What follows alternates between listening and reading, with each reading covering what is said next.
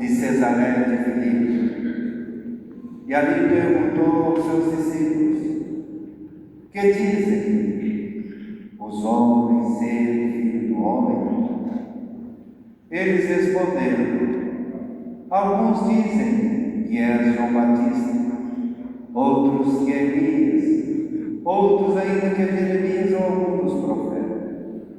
Então Jesus perguntou: e vós, quem dizeis que eu sou?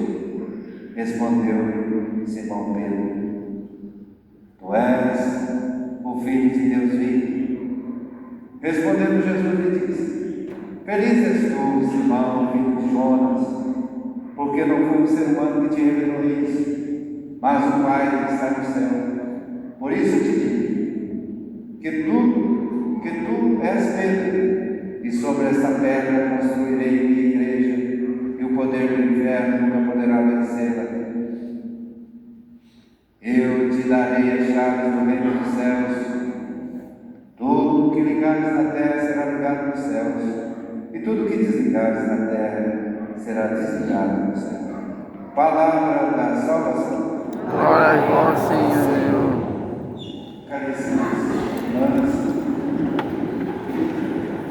para que possamos entender esse pequeno trecho do Evangelho, essa película aí, é importante que a gente recapitule pelo menos alguma coisa para compreendermos o caminho que Jesus vem fazendo na formação dos seus discípulos. Jesus, depois de ter sido batizado, a voz que sai do céu diz: esse é o cara, esse é meu filho amado, a quem gostoso de querer. Ele inicia um chamado às pessoas, a todo tipo de pessoa, um convite: vem e segue. E nesse convite ele vai caminhando com esse grupo de pessoas que vão aderindo ao seu chamado. Ele vai ensinando, ele vai dar contas, depois ele enfrenta a tentação, as tentações, depois ele cura o endemoniado, cura o paralítico, cura o cego de nascença, e assim por diante. Ele vai curando, multiplica os pães, anda sobre as águas, e ele vai ensinando seus discípulos, pouco a pouco, um processo de levá-los a uma compreensão maior do seu ensinamento e de quem ele era. Quem sou eu? Quem é Jesus? Então ele chama todo tipo de gente, pecadores, não pecadores. Ele não buscou pessoas pelo status quo da pessoa, pela classe social, pelo poder econômico, religioso, político, social. Não, ele ia chamando. Ele ia chamando. E dentro do chamado era todo tipo de pessoas. Foram uns achando que iam levar vantagem, uns queriam ficar à sua direita, à sua esquerda, quando eles tivessem poder e tal. E ele chama, ele não tem medo nem preconceito de chamar ninguém. Chamou Mateus, que era um homem da coletoria de impostos. Era um homem acostumado com propinas, com segurança na vida, segurança econômica. Podia estar sossegado, porque sua aposentadoria estava completa. Podia dormir tranquilo. E Jesus chama e Mateus levanta, pulo da cadeira. Ele ali naquele instante parece que ele vê o caminho novo, um caminho diferente. Embora ele seguro, mas ele vê um caminho um pouco mais seguro que aquele E ele convida Jesus então para ele ir à sua casa, sentar-se à mesa. Os fariseus falam: mas olha, Jesus comendo com esse tipo de gente, esse povo mais desprezível, ladrões, etc., assassino. E Jesus comendo com ele. E Jesus fala para eles: olha, quem precisa de médico não são os que estão sadios, mas aqueles que estão doentes. Eu quero que vocês compreendam. Eu quero misericórdia e não sacrifício. E ele vai. Ele vai continuar andando, Jesus. Ele continua andando. E ele, nessa andança dele, ele vai chamando pessoas. Ele olha para a multidão, como olha para nós, o mundo inteiro, o nosso povo, e ele vê que o povo está desorientado, está desnorteado, está desbaratinado, está entorpecido, está embriagado, está com ovelhas sem pastor. E ele então fala para os discípulos: olha, ore para o Pai, ore para o dono da messe, ore para o dono da seara, porque a seara é grande, mas os trabalhadores são poucos. Pedi ao dono da seara que envie operários para a messe. Ele queria que tipo de operário que fosse anunciar o amor, a misericórdia, a compaixão para o mundo inteiro. Como ele queria então pessoas que pensassem na necessidade do povo, do amor ao povo, etc., da dor e do sofrimento que o povo vive. Ele então envia os 12, dá umas ordens para os 12 e diz: olha, quem me testemunhar diante dos homens, eu testemunharei diante do Pai. Mas quem me negar, eu negarei ele diante do Pai. E Jesus continua fazendo sua caminhada. Ele fala para os discípulos não temerem.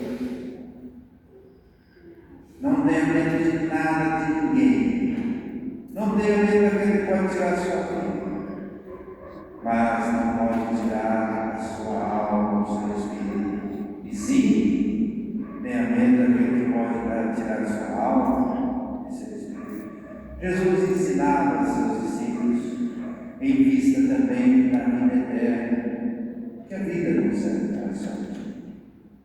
E ele queria despertar os discípulos que Deus, Jesus, sinal de Deus, ele é o próprio Deus. Jesus já existia no Pai antes do firmamento, antes que existisse o tempo, o espaço, a matéria, Jesus existia. E foi isso que Pedro viu nele. Embora Pedro era meio confuso, rouco, tosco, ele não duvidou de Jesus, ele tinha muita ignorância. Pedro, ele era ignorante, não compreendia. Mas Jesus foi fazendo com que Pedro, aos poucos também, mudasse o jeito dele. E ele mudou de modo paradigmático. Ele mudou a sua visão. Ele ali mesmo diante de tantas ignorâncias dele, ele falou: tu és o Cristo, o Filho de Deus. Você não pode ser outra pessoa. Você não pode ser nela assim: você é alguém muito importante. Como Nicodemos disse: olha, o Senhor só pode ter vindo de Deus, porque ninguém pode fazer os sinais que faz se Deus não está com ele. Pedro então percebeu ali naquele momento, de modo sobrenatural, que Jesus era o Filho de Deus Altíssimo. E Jesus elogia e fala: bem-aventurado és tu, Pedro, porque não foi um ser humano que te revelou isso, mas o Pai que está no céu. De agora em diante, tu serás mais um sinal, mais pedra. E sobre essa pedra que farei a igreja, te darei as chaves do reino do céu. Tudo que ligar será ligado, tudo que será desligado será desligado. E aí então nasce Pedro, como aquele, embora com toda a sua dificuldade, ele começou a coordenar o grupo dos apóstolos. E Paulo, que nós celebramos hoje, todos dois tiveram assim algo de sobrenatural. Paulo estava indo para Damasco. Esses dias tinha uma senhora que era lá de Damasco, e ela estava me dizendo o caminho de Damasco.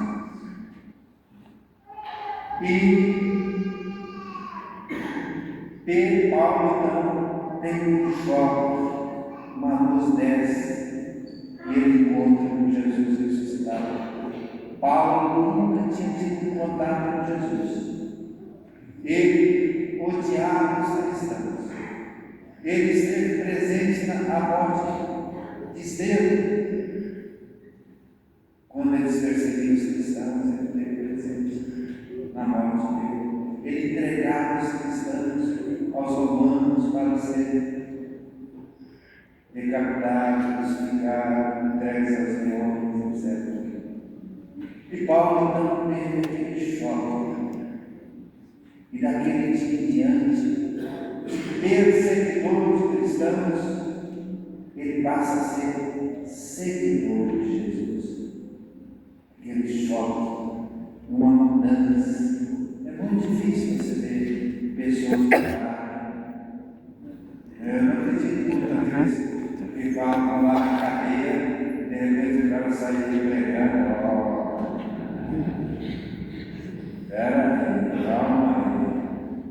Calma. Não põe o dedo na minha boca, não. Não sou, falava assim, ô irmãos, também chifre, ô irmãos, você bobear, te chifre. Então, eu dizia, uma mudança repentina, uma conversão repentina, é muito rara, ela é processual, ela é paulatina, na maioria das vezes. São raríssimas as vezes que nós temos pessoas como Pedro e Paulo que tiveram um encontro sobrenatural. De vez em quando eu ouço testemunho de amigos que falam como que eles descobriram a vocação. E eu fico admirado, porque a minha não era daquele jeito sobrenatural. E eu fico admirado, fico até com inveja, dizendo, poxa, Deus falou com ele, e até hoje não falou comigo. Eu gostaria que falasse comigo. Mas fica assim, mas é importante. Pedro e Paulo foram duas pessoas que tiveram essa contato, com Jesus. Então hoje o Evangelho fala para nós da importância dessas duas figuras e da condição de Pedro, da condição de fé do Jesus Cristo. Quem é Jesus? Quem é Jesus?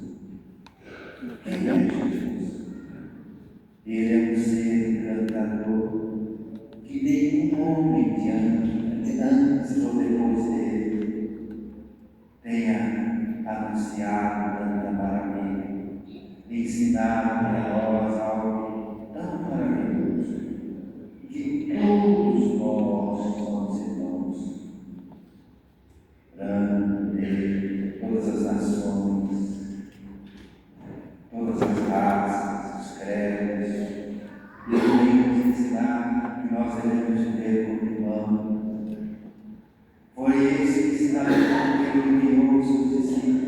e de alguma forma, fazendo que o corpo se torne uma participação do Pai, do Filho e do Espírito Santo.